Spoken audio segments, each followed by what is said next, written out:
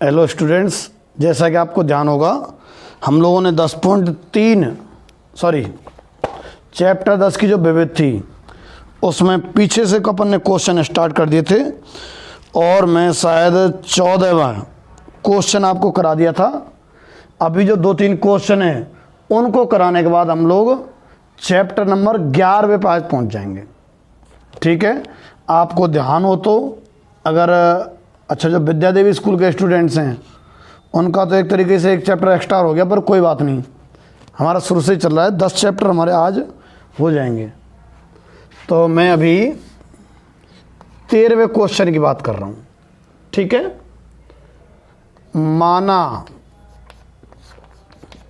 I बराबर integration -π से π 2x और 1 + sin x upon 1 + cos square x dx। ठीक है, ये तो आपको दिया हुआ है 2x 1 + sin x upon 1 + cos square x dx। अब आपको क्या करना है, सुनिए जरा। -a to a लिमिट महसूस हो रही है ना। -a to a जब लिमिट होती है ना तो हमारे दिमाग में ये गुणधर्म जरूर आना चाहिए। कौन सा वाला? f - x का मान निकाल के देखना है। अगर f - x fx के बराबर आ जाए तो लिमिट हो जाती है 0 से a और 2 लग जाता है आगे। और अगर f - x का मान f - x का मान -x का मान -fx आए तो उसकी वैल्यू होती है 0। पर उससे पहले हमें अलग अलग भाग देना पड़ेगा, तब जाके इसकी स्थिति महसूस हो रही है मुझे। क्या करें? I बराबर -π से π, देखो 2x का इसमें गुणा किया और अपॉन में ये 2x upon 1 + cos square x dx। -π से π 2x sin x upon 1 + cos square x dx। ठीक है, 2x अपॉन 1 + cos स्क्वायर और 2x sin x upon 1 + cos square x, यह आपको दे दिया। मैं इसे तो I1 मानता हूं और इसे I2। माना I1 लिमिट -π से π 2x upon 1 + cos square x dx। तो fx कितना है? ये तो fx 2x upon 1 + cos square x। f - x कितना है? 2 - x upon 1 + cos square -x। चलो -fx आ रहा है कुल मिला के। देखो यहां का तो माइनस बाहर आ ही जाएगा और cos के अंदर का जो माइनस है वो तो प्लस ही रहेगा। तो -fx आ रहा है। f - x का मान अगर -fx होता है ना तो वैल्यू 0 होती है। किसकी? I1 की। चूंकि लगा दो कि यदि f - x बराबर -fx हो ना तो -a to a fx dx बराबर क्या होता है? 0। अचानक आसमान से नहीं है, गुणधर्म से। तो I1 की वैल्यू तो 0 होगी भाई। I1 की वैल्यू तो 0। -a to a fx dx है, ये तो fx है और हमने f - x का मान निकाला, ये आ गया। अच्छा, f - x का मान -fx आ रहा है और हमें मालूम है गुणधर्म से अगर f - x का मान माइनस एफ एक्स होता है, तो माइनस ए टू ए वाले की वैल्यू क्या होती है? 0, अर्थात I1 की वैल्यू तो 0। दूसरे को हम I2 मानते हैं। I2 बराबर लिमिट है -π से पाई 2x sin x upon 1 plus cos square x dx। 2x sin x upon 1 plus cos square x dx। ठीक है। अच्छा, इसमें एफ एक्स कौन है? ये यहां f x 2x sin x upon 1 plus cos square x. तो एफ माइनस एक्स कितना? 2 minus x sine minus x upon 1 plus cos square minus x. F minus x बराबर कितना होगा भाई? एफ माइनस एक्स कितना हो जाएगा? एफ एक्स ही आएगा। देखो साइन का माइनस बाहर आया और ये वाला माइनस क्या हो जाएगा? ये प्लस हो जाएगा, एक्स साइन एक्स हो जाएगा मतलब। और नीचे तो स्क्वायर है और कॉस भी है, माइनस का प्रभाव ही नहीं पड़ेगा। कुल मिला के ये है ना, ये आएगा 2x sine x upon 1 plus cos square x, अर्थात f माइनस एक्स की वैल्यू एफ एक्स। अच्छा सुनो, अगर f माइनस एक्स की वैल्यू एफ एक्स हो जाती है ना, तो लिमिट 0 से a हो जाती है, 2 आगे आ जाता है।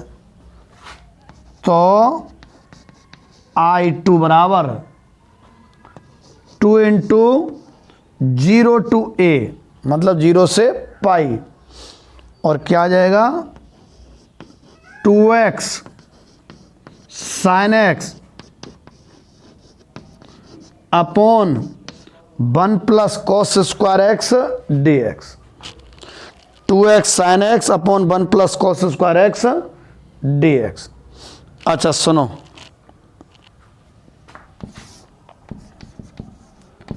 I2 बराबर 4 0 से pi x sine x upon 1 plus cos square x dx। X sine x upon 1 plus cos square x dx। Limit कहां से कहां हो गई है? 0 से पाई हो गई है ना। अब कैसे करोगे? सुनो, cos x को अगर हम इस वाले में देखो क्या किया जाए बताओ? गुणधर्म लगाया जाए वापस से चौथा। cos x को t मानने से फायदा नहीं है, x पर खामखा दिक्कत करेगा। वापस से गुणधर्म 4 और लगेगा भाई। अब हमारे सामने समझो ये सवाल है, इसको तो आप एक समीकरण है ये पहला, इसको मैं 2 कह रहा हूं, और समीकरण 2 में मैं गुणधर्म 4 लगा रहा हूं। 4 गुणधर्म ध्यान है, a से भी एफ एक्स डी एक्स को लिखा जा सकता है, a से भी लिमिट तो वही, और x की जगह कितना? a plus b minus x. x की जगह कितना? a plus b minus x. तो देखो I2 बराबर 4 0 से पाई x की जगह a plus b minus x sine pi minus x upon cos square pi minus x dx। चौथा गुणधर्म लगाया है। चौथे गुणधर्म के अकॉर्डिंग क्या रहता है? x की जगह क्या लिखा जा सकता है? a plus b minus x. तो मैं x की जगह क्या लिख रहा हूं? a plus b minus x.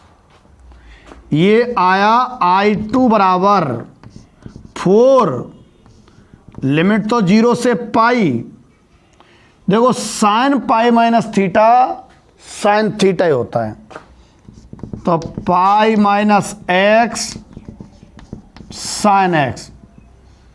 हालांकि cos pi minus theta minus cos theta होता है, परंतु ये स्क्वायर है ना, हालांकि cos pi minus theta second quadrant की वजह से माइनस का कॉस थीटा होता है, परंतु ये स्क्वायर है ना, इसलिए प्लस का ही मान्य होगा। तो 1 plus cos square x D x, इसको मैं समीकरण 3 कह रहा हूं। ध्यान हो तो ये तो मूल है और इसमें गुणधर्म लगाने के बाद सॉल्व होके ये आ गया। क्या करते थे, जब जब गुणधर्म 4 लगाया है, एक तो पहला मूल और एक गुणधर्म लगाने के बाद दोनों को जोड़ते थे।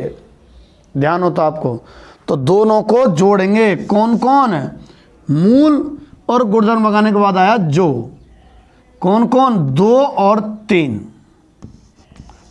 2 प्लस 3, तो I2 प्लस I2 तो 2I2, लिमिट 0 से पाई, दोनों का हर समान है,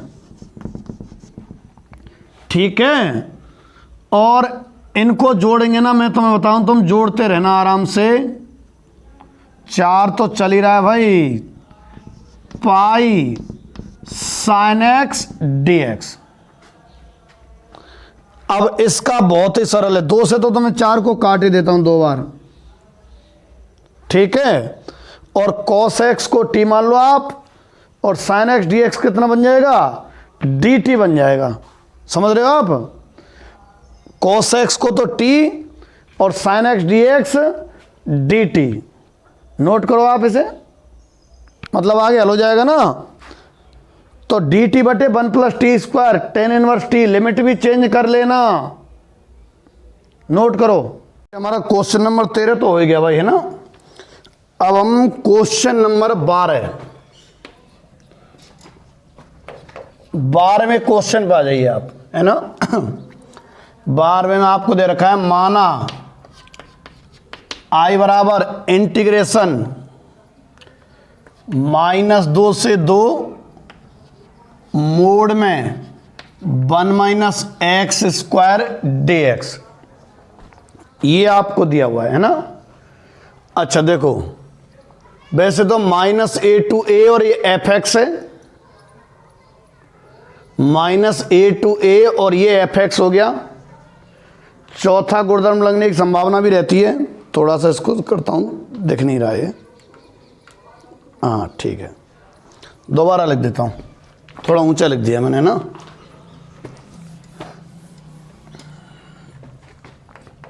आपको 12वां जो क्वेश्चन है, I equal to -a to a mod में 1 माइनस एक्स स्क्वायर और dx, ये आपको दिया हुआ है। ये ऊंचा ऊंचा कैसे जा रहा है, मैं तो सीधा लिख रहा हूं। -a to a की जगह कितना है इसमें, -2 से और 2 है, ठीक है। अच्छा, यहां एफ एक्स कितना है, एफ एक्स है मोड में 1 माइनस एक्स स्क्वायर, तो एफ माइनस एक्स कितना होगा, अरे एक्स की जगह जब आप माइनस एक्स रखोगे ना, तो स्क्वायर है तो वही हो जाएगा वापस से, मोड में 1 माइनस एक्स स्क्वायर, ठीक है। यानी कि क्या आ गया, एफ एक्स ही आ गया भाई। और अगर एफ माइनस एक्स का मान एफ एक्स ही आ जाता है, तो आपको ध्यान होगा गुणधर्म -a to a क्या बन जाता है, 2 × 0 to a बन जाता है। लिखना है पर ये हमें मालूम है, -a to a F x D x बराबर 2 × 0 to a F x D x. कब, यदि एफ माइनस एक्स बराबर कितना हो, एफ एक्स। और अगर F minus x minus F x के बराबर आ जाता ना बाई चांस, समझ रहे हो आप, अगर F minus x minus F x के बराबर आ जाता, समझ रहे, तो वैल्यू आती 0। अब तो 2 इंटू 0 टू ए लिमिट हो गई है, तो आई बराबर 2 इंटू 0 टू ए, ये माइनस ए टू ए है ना, तो ए कौन है, 2 है, तो 2 into 0 to a 1 minus x square d x. इसके मैं फैक्टर कर रहा हूं थोड़े, 2 0 टू ए का मतलब 2, मोड में 1 माइनस एक्स और 1 प्लस एक्स डी एक्स। अच्छा, मापांक वाले में वो गुणधर्म तो लगता ही लगता है, ध्यान होता आपको, कौन सा वाला गुणधर्म, लिमिट टूटने वाला। तो 0 से 2 के बीच में लिमिट टूटेगी, कहां पे टूटती है, क्रांतिक बिंदु पर टूटती है। तो इसका क्रांतिक बिंदु कितना है,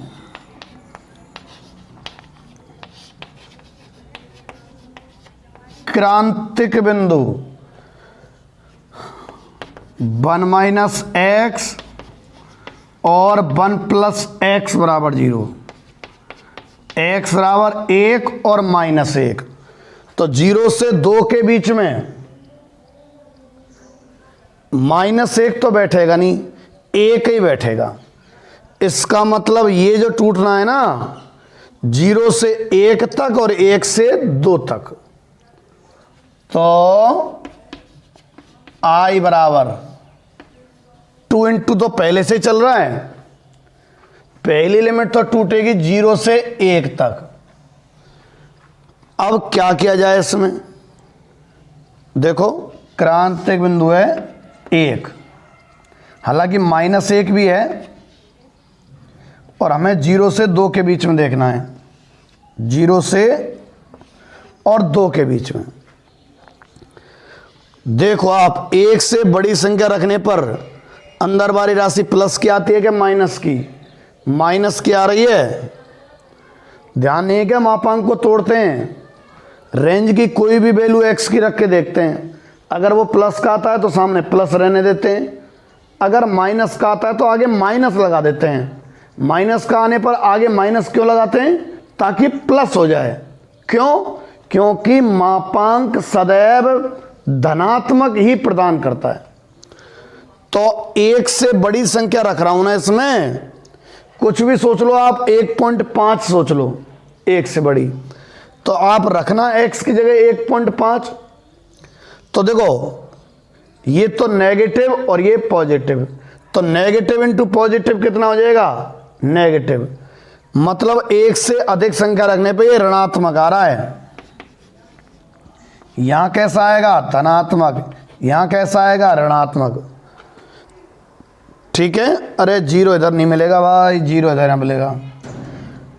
तो 0 से 1 में तो ये प्लस का है, और 1 से 2 में ये माइनस का है। 0 से 1 में तो ये प्लस का है, कौन, 1 माइनस एक्स स्क्वायर, प्लस 1 से 2 में, एकदम सीधा लिख रहा हूं पर पता नहीं कैसे जा रहा है ऊपर, एकदम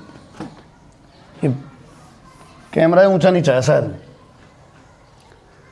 आई बराबर 0 से 1, 2 तो चल ही रहा है पहले से, 0 से 1 तक तो प्लस का है, ये कौन, ये मतलब ये कौन सा, 1 minus x square d x, plus 2 into दूसरी लिमिट है 1 से 2।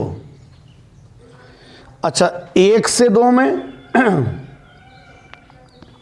कैसा है, माइनस का, माइनस का होता है तो आगे माइनस ही लगाते हैं। इसका समाकलन कर लेना आप, हो जाएगा आपसे, ठीक है। 1 मिनट, एक कैमरा क्या चक्कर पड़ रहा है,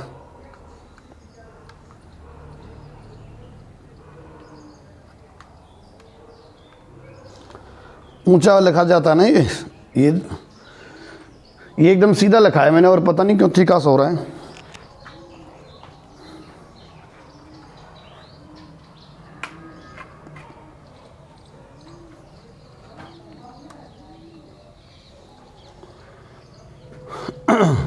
जितना भी हो गया होगा, ठीक है। तो अब इनका समाकलन तो सरल है, इसका x minus x Q by 3 limit 0 से 1 हो जाएगा। ये तो कौन सा कराया मैंने, 12वां क्वेश्चन। अब आप 11वें पे आ जाओ।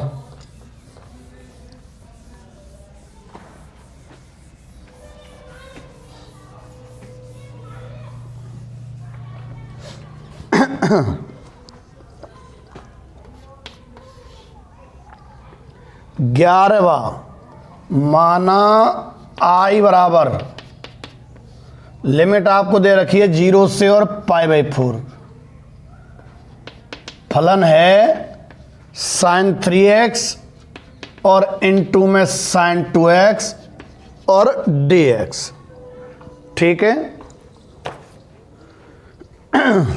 बिल्कुल सीधा लिखा है और ऊंचा होता जा रहा है, पता नहीं क्या हो रहा है।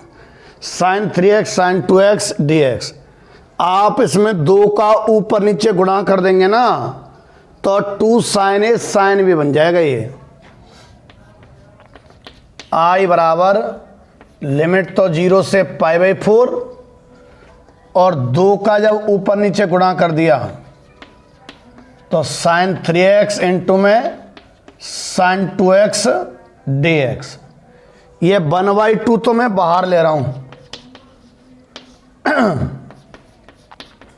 1/2 तो मैं बाहर ले रहा हूं। ये 2 sin a sin b, 2 sin a sin b। Side में बता देता हूं 2 sin a sin b का सूत्र, 2 sin a sin b रहा करता है cos a माइनस b और minus cos a plus b। 2 sin a sin b जो है cos a minus b minus cos a plus b। तो cos a minus b 3x minus 2x x minus cos a plus b 3x और 2x को जोड़ेंगे तो 5x और dx। cos x का समाकलन तो sin x और cos 5x का sin 5x बटे 5, ठीक है। और लिमिट तो 0 से π/4 है। आगे आपसे हल हो जाएगा। कौन से नंबर का रहा ये, 11वां। अब मैं 10वें क्वेश्चन पे आ जाता हूं।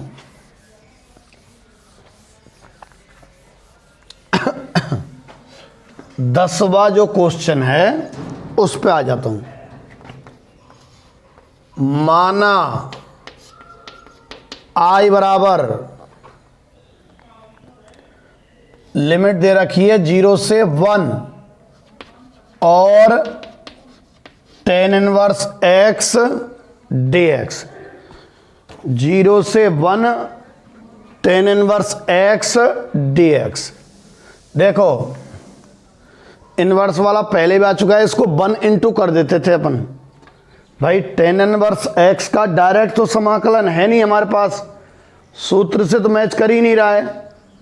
अब क्या किया जाए, अगर आप इसको 1 इंटू कर दें तो 1 तो एलजेब्रिक में काउंट होगा और ये इनवर्स में, तो आइलेट वाला खंड से समाकलन लगाऊंगा फिर मैं, समझना, खंड से समाकलन। आई बराबर 0 to 1, इसको 1 इंटू tan इनवर्स x, ठीक है। अच्छा 0 से 1 और 1 इंटू tan इनवर्स x। अब मैं खंड से समाकलन,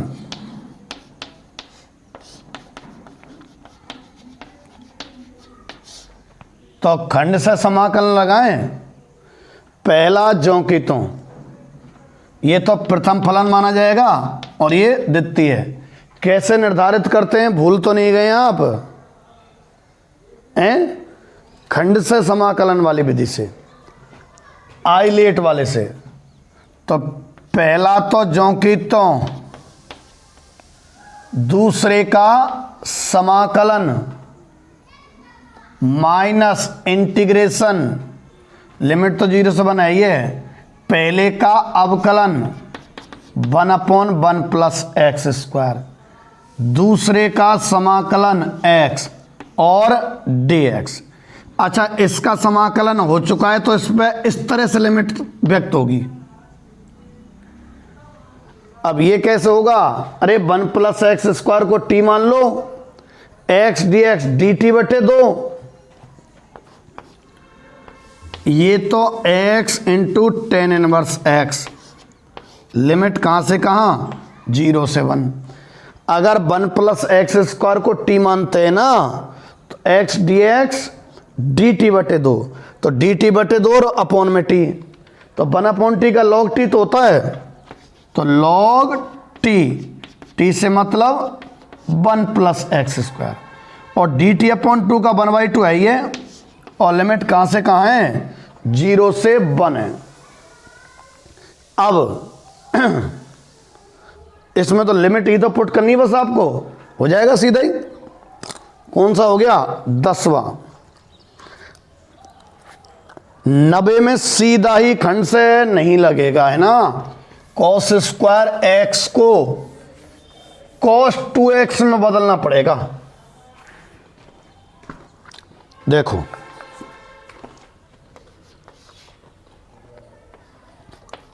माना I बराबर इंटीग्रेशन 0 से π/2 और x square cos square x dx। देखो, होने को तो दो फलन गुणा में हैं। आइलेट के हिसाब से एलजेब्रिक तो पहला और ट्रिग्नोमेट्रिक दूसरा, पर जब आइलेट के हिसाब से आप फॉर्मूला लगाएंगे, पहला ज्यों की त्यों, कौन ज्यों की त्यों? एक्स स्क्वायर, दूसरे का समाकलन किसका? cos स्क्वायर एक्स का। तो क्या आपके पास cos स्क्वायर एक्स का सूत्र है? नहीं है। फिर क्या किया जाए? इसको cos 2x में तोड़ो और फिर खंड से समाकलन लगाएंगे अपन, cos 2x में तोड़ेंगे कि साहब कैसे? देखो ऐसे, ध्यान भूल गए। 1 प्लस cos 2x कितना रहा करता है? 2 cos स्क्वायर एक्स। तो यहां से cos स्क्वायर एक्स की value 1 plus cos 2x upon 2 जमा रहा हूं मैं इसमें, तब I बराबर लिमिट 0 से π/2 एक्स स्क्वायर और cos स्क्वायर एक्स की value 1 plus cos 2x upon 2 और dx। 1/2 तो मैंने बाहर ले दिया, लिमिट 0 से π/2, एक तो एक्स स्क्वायर आएगा dx, प्लस दूसरे में भी 1/2 उपस्थित रहेगा, और लिमिट 0 से π/2 x square cos 2x upon 2 तो बाहर ही लिख दिया मैंने, और dx। ये तो सीधा हो जाएगा, और इसमें खंड से समाकलन, ठीक है कि नहीं है? कौन से नंबर का था भाई ये? 90। अब आप 8वें क्वेश्चन पर आ जाइए।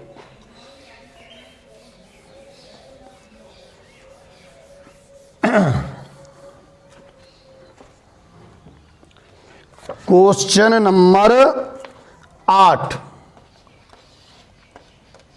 माना I बराबर इंटीग्रेशन 1/3 से 1 और x माइनस एक्स क्यू की होल पावर 1/3 अपॉन एक्स की पावर 4 dx। 90 चैप्टर की विविध में भी आया था इस तरह का, उसमें x माइनस एक्स 5 और पावर 1/5, नीचे शायद x 6 था, ऐसा कुछ था। अरे 1/3 है तो एक्स क्यू कॉमन ले रहा है ये, इसमें से एक्स क्यू कॉमन लो आप। 1/3 से 1, यदि आपने एक्स क्यू कॉमन लिया तो घात सहित ही तो आता है ना कॉमन। एक्स क्यू कॉमन लेंगे तो घात सहित लिया मैंने, और 1 माइनस एक्स क्यू का ऐसा भाग दो 1/x² minus 1 dx upon x की पावर 4। क्या आप समझ पा रहे हैं ये कितना है? कौन?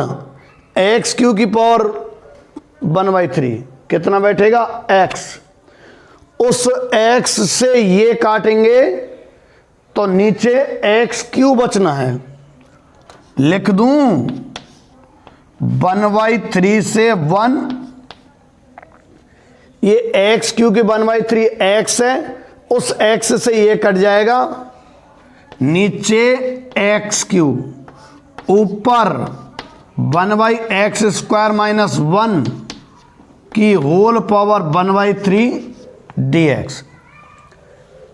कुछ नहीं है, ब्रैकेट वाले को टी मान लो, हो गया सवाल। माना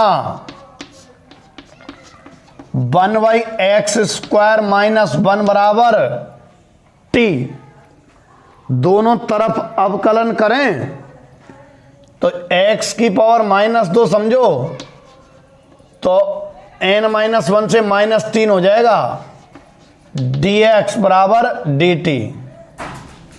या यूं कहें, ये तो 1/x³ तो है, dx बराबर -(-) लो भाई 1/x³ dx की वैल्यू -(-) रख देंगे इसमें, इसकी जगह तो रखेंगे t और इसकी जगह -(-) पर लिमिट भी तो बदलनी है ना हमें, लिमिट बदल दो। लिमिट x की 2 लिमिटें, उनके संगत t की भी 2 लिमिट रखनी है हमें। तो x की जो 2 लिमिटें, पहली तो 1/3 है और दूसरी 1 है, उसके संगत t की जो लिमिटें हमेशा इससे प्राप्त हुई हैं। 50 सवाल हमने कर लिए जो पुट करते हैं ना, इसमें x के मान रखो और उसके संगत t के मान आने लगते हैं। तो पहली जो लिमिट है x की कितनी है? 1/3। आप x की जगह जब 1/3 रखोगे ना यहां, तो देखो 1/9 होगा, 1/में 1/9, 9 ऊपर जाएगा, 9 - 1 8। अगर इसको रखने में आपत्ति रहेगी तो आप रख लो, एक एक करके सॉल्व करो साइड में रख में, कोई दिक्कत वाली बात नहीं है। और 1 रख रहे हैं तो बैठ रहा है 0। अगर x की लिमिट 1/3 से 1 है तो उसके संगत t की लिमिट कहां से कहां बैठेगी? 8 से और 0। तो पुनः मैं सवाल पर पहुंच रहा हूं, कहां अटके पड़े थे हम? इस जगह। चाहो तो आप इसको समीकरण 1 भी बोल सकते हैं, तो मैं क्या लिख दिया? पुनः समीकरण 1 से जमा रहा हूं भाई। लो i बराबर, पहली लिमिट तो 1/3 से बने, चूंकि बदल चुकी है, 8 से 0 हो चुकी है, तो लिमिट 8 से 0।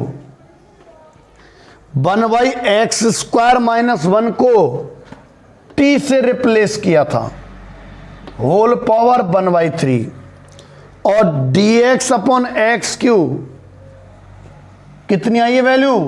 Minus D T upon two, minus D T upon two. आपको क्या करना है, -1/2 तो बाहर रखना है।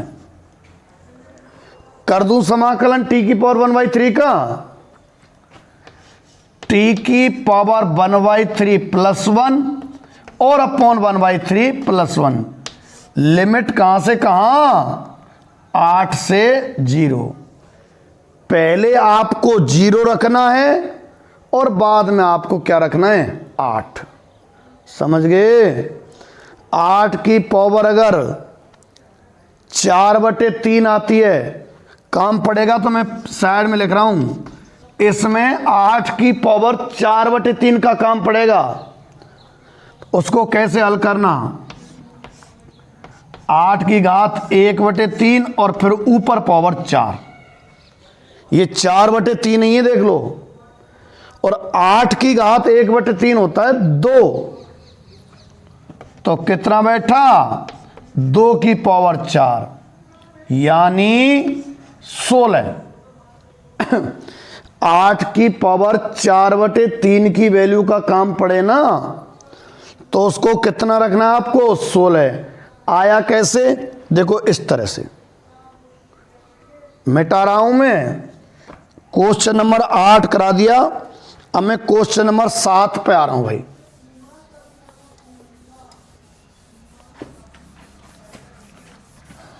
आज आपका ये 10वां चैप्टर बिल्कुल फिनिश है। कल से हम 11वां चैप्टर कर देंगे और कल से पूरी 1-1 घंटे की क्लास होगी। कोर्स तो करा ही देते हैं, आपको थोड़ा अधिक पढ़ना पड़ेगा, ज़्यादा लंबी क्लास होंगी, पर आप सक्षम हो ज़्यादा पढ़ने में, मुझे मालूम है। 7वां, माना आई बराबर, कहां से कहां लिमिट है, 0 से π/2, e की power x 1 plus sine x upon 1 plus cos x dx। ये क्वेश्चन रिपीट हो रहा है भाई। खंड से समाकलन वाली जो एक्सरसाइज है ना 9वें चैप्टर की, उसमें है ये। क्या किया गया है, 1 प्लस कॉस एक्स को हाफ एंगल फॉर्मूले से, और सेम साइन एक्स को भी। देखो कैसे, आई बराबर, ये तो लिमिट जो की तो लिख रहा हूं, e की power x 1 plus sine x 2 sine xy2 और cos xy2 upon 1 plus cos x को 2 कॉस स्क्वायर xy2 dx। अच्छा, 2 कॉस स्क्वायर xy2 का अलग अलग डिवाइड कर रहा हूं मैं। आई बराबर 0 से π/2 e की पावर x, इसमें भाग दे दो,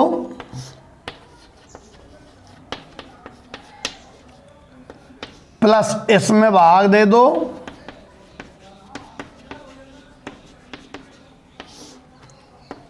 बटे में 2 कॉस स्क्वायर xy2 dx। अच्छा, 0 से π/2,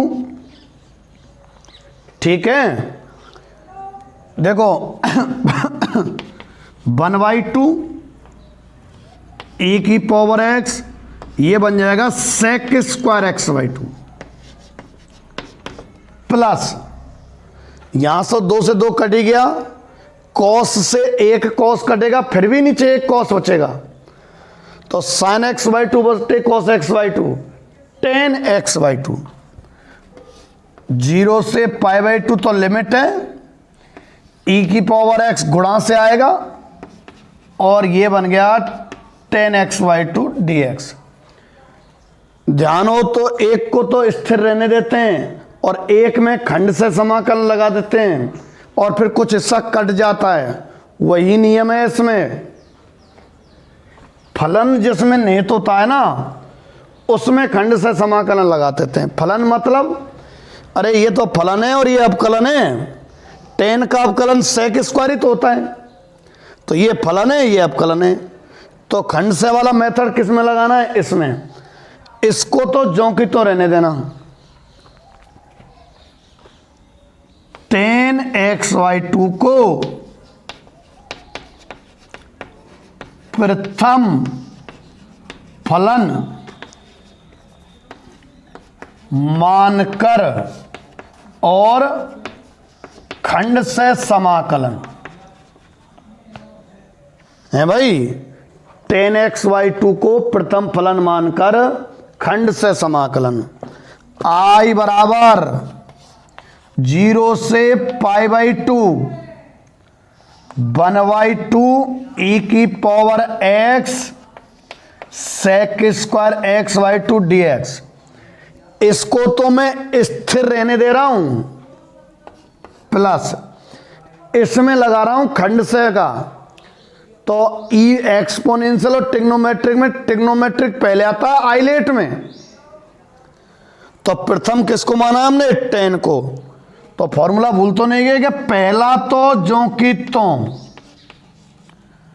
दूसरे का समाकलन, इसका इंटीग्रेशन हो चुका है तो लिमिट लगा सकते हैं, माइनस इंटीग्रेशन, फिर रहता है पहले का अवकलन, टेन एक्स वाई टू का अवकलन sec square x y two और 1/2, दूसरे का समाकलन e की पावर x dx। ये कट गया भाई, इसे सॉल्व कर देना आंसर आ जाएगा। कौन सा करा दिया मैंने तुम्हें, 7वां। एक और करा देता हूं, कौन सा, 6वां। फिर मुझे लगता है, क्या लगता है मुझे, 10वां चैप्टर खत्म हो जाएगा।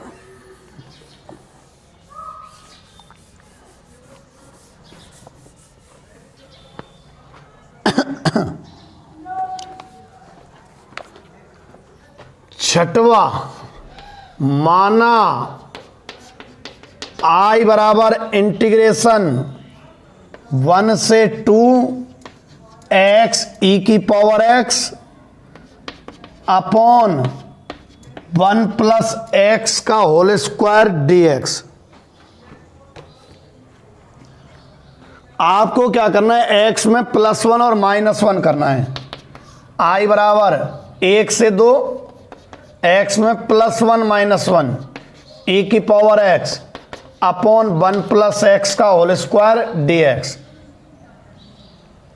एक्स +1 में तो एक बार भाग दे दो और -1 में एक बार। ये आया 1 से 2, एक तो मैंने दिया x +1 इंटू ए की power x upon 1 plus x का whole square d x, minus 1 से 2 1/, में 1 प्लस एक्स का होल स्क्वायर e की पावर x dx। ये कट जाएगा इससे भाई। ये आया 1 से 2 1/x + 1 e की पावर x dx, माइनस 1 से 2 1/1 प्लस एक्स का होल स्क्वायर e की पावर x dx। एक तो फलन रहा करता है और एक अवकलन। फलन वाला जो हिस्सा है उसमें खंड से लगाते हैं, तो 1/x का अवकलन होता है -1/x²। मेरा मतलब है ये तो फलन है और ये अवकलन है। फलन वाले हिस्से में खंड से समाकलन लगाते थे। 1/1 प्लस एक्स को प्रथम फलन मानकर खंड से समाकलन, तो ये आएगा आई बराबर, लिख देंगे यहीं पे, पहला ज्यों की त्यों, दूसरे का समाकलन। चलो इस हिस्से का तो हो गया, माइनस इंटीग्रेशन पहले वाले का अवकलन 1/1 प्लस एक्स का माइनस 1/1 प्लस एक्स का होल स्क्वायर, दूसरे का समाकलन dx। इस पर खंड से लगाने का यहाँ आया, ये उतार रहा हूँ अब, माइनस 1 से 2 1/1 प्लस एक्स का होल स्क्वायर e की पावर x dx। ये कट जाएगा, ये माइनस का है पर ये प्लस का हो जाएगा। देखो इसमें लिमिट लगा के आप सॉल्व कर लेना। क्वेश्चन नंबर 5 आंशिक भिन्न से हो जाएगा। आंशिक भिन्न में तोड़ लेना, a अपॉन में तो x प्लस b अपॉन में x प्लस 2। तो यूं करके आज आपका चैप्टर नंबर 10 बिल्कुल फिनिश हो चुका है। कल हम लोग 11वें चैप्टर की शुरुआत करेंगे। ठीक।